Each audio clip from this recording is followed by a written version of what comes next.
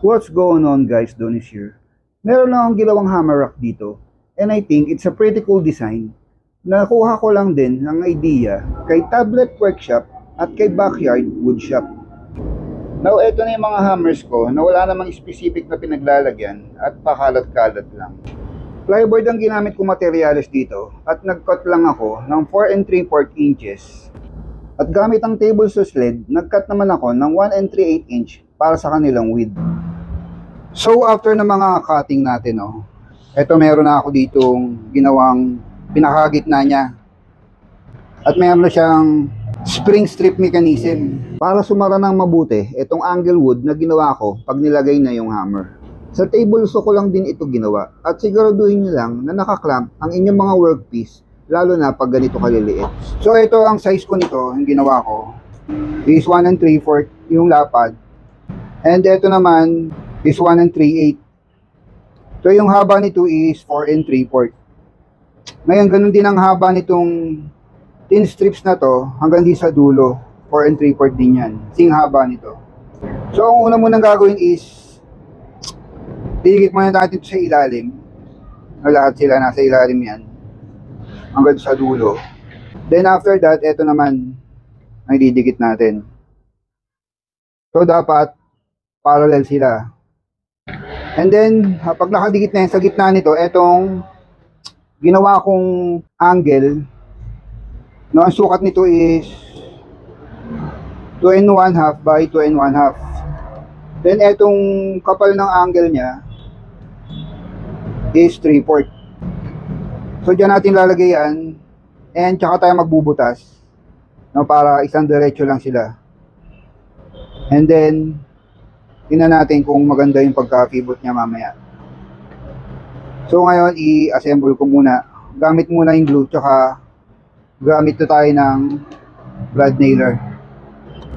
So at first, siniguro ko munang square yung unang piece na ikakabit natin gamit yung skid square. And then, gumamit na ako ng spacer para maging parallel lahat ng piece na ikakabit ko.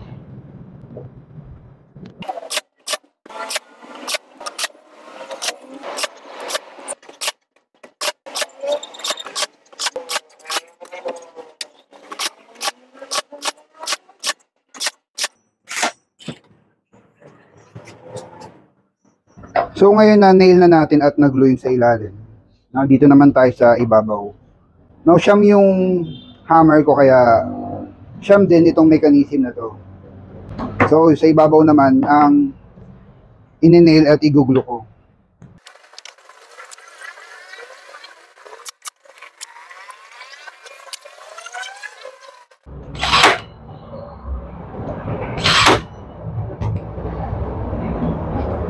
So after it was dried, itong ginawa natin, and nakita nyo na nagmark na ako dito ng 5/8 from the edge. So dito na ako magde-drill, and isasabay ko na yung angle na ginawa natin. So ipupwesto ko na dyan. So kung makikita nyo dito, medyo lalagyan ko na siya ng konting pressure, konti lang, at saka ko na i-drill. As much as possible, straight, kung may drill press, mas maganda para diretso siya. So ang ginamit ko ditong drill bit, bali ito yung pako, ito yung gagamitin kong pin niya, itong dedos na pako. Kaya ito na rin ang pambubutas ko para eksakto yung butas. So ayan, butas na rin siya dyan.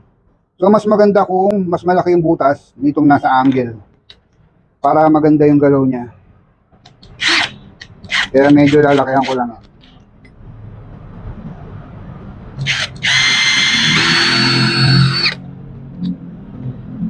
Then pwede na natin itong ipako.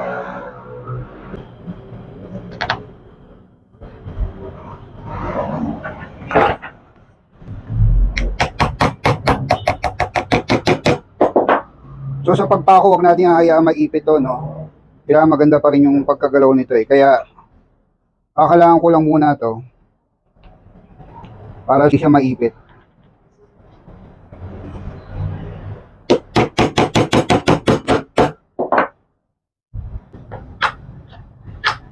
So yan, ganun din yung gagawin ko dito sa iba.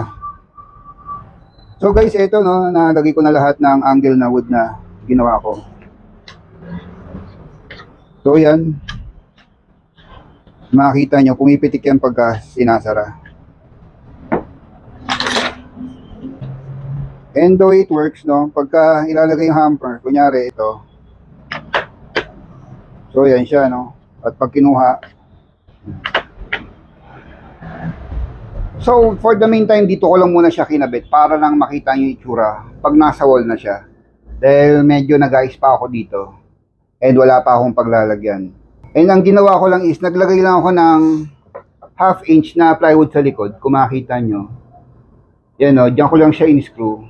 And 3 pa lang na screw ang nakalagay dyan. So, kung makita nyo naman na sturdy siya, no? So, I think that was it. Sa version nito, no, siguro ito yung pinakamatipid at pinakamas madaling gawin. Pero syempre, idea nila to. Kaya I don't take credit for it. Medyo binago ko lang design na mas magiging mas madali. So again, thanks for watching. Keep safe and see you on the next one.